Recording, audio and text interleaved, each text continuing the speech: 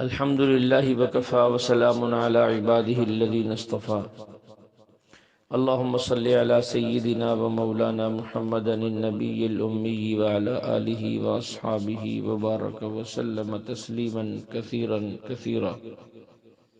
معزز خواتین و حضرات، سورۃ النساء کا درس جاری تھا۔ آگے آنے والی آیت جس کے اندر میراث کا حکم ہے، جب کوئی انسان فوت ہو جاتا ہے اس کی جو جائیداد ہوتی ہے اس کا نام میراث ہے۔ وہ میراث اس کے وارثوں میں تقسیم ہوتی ہے۔ اللہ فرماتے ہیں یوصیکم اللہ فی اولادکم للذکر مثل حظ الانثیین۔ میراث کا مسئلہ بیان کیا ہے۔ وراثت کے تفصیلی اصول اللہ نے بیان فرمائے ہیں کہ کس کو کتنا حصہ دینا ہے، مردوں کے لیے کتنا حصہ ہے، عورتوں کے لیے کتنا حصہ ہے، بیٹے کا حصہ کتنا ہے، بیٹی کا حصہ کتنا ہے، خاوند کو کیا ملے گا، بیوی کو کیا ملے گا، والدہ کو کیا ملے گا اور والد کو کیا ملے گا۔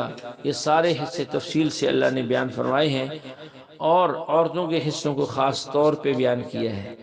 یہ اس لیے بیان کیا ہے کہ ایک زمانہ وہ تھا کہ لوگ جو ہے بیٹیوں کو حصہ نہیں دیتے تھے، پھر اللہ کا یہ باقاعدہ حکم آیا اور مسلمانوں نے اس پر عمل کیا، لیکن اب صدیاں بیت گئی ہیں کہ مسلمان پھر اسی زمانہ جاہلیت کی ڈگر پہ چل پڑا ہے۔ نہ تو باپ اپنی زندگی کے اندر بیٹیوں کو حصہ دیتا ہے اور نہ اس کے مرنے کے بعد اس کے بیٹے یعنی اس عورت کے بھائی جو ہے وہ اپنی بہنوں کو حصہ دیتے ہیں۔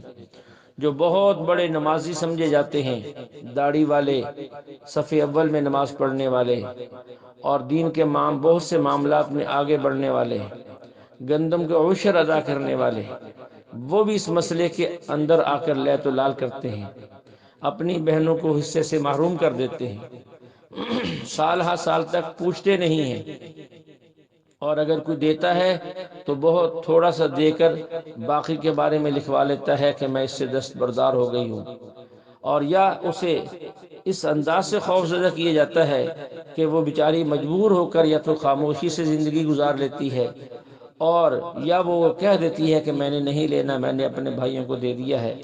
تو یہ شریعت کے انتہائی خلاف ہے۔ اس میں جیسے میں نے عرض کیا ہے بہت سے لوگ شامل ہیں، اس میں اہل علم بھی ہیں، جاہل لوگ بھی ہیں، دنیاوی تعلیم یافتہ بھی ہیں، دینی تعلیم یافتہ بھی ہیں۔ نمازیوں کی حالت بھی یہ ہے، بے نمازیوں کی حالت بھی یہ ہے۔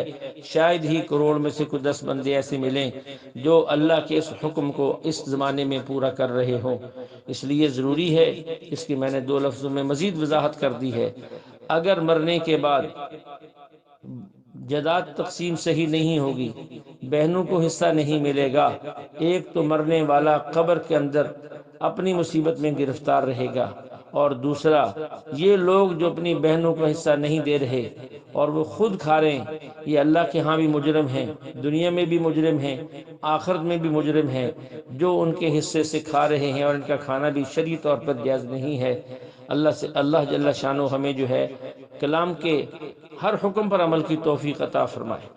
اس کے بعد ایک بیان ہے، حرمت علیکم امہاتکم و بناتکم و اخواتکم و عماتکم و خالاتکم و بنات الاخ و بنات الاخت و امہاتکم اللاتی ارضعنکم و اخواتکم من الرضاعہ و امہات نسائکم و ربائبکم اللاتی فی حجورکم من نسائکم اللاتی دخلتم بہن الی آخر الآیہ۔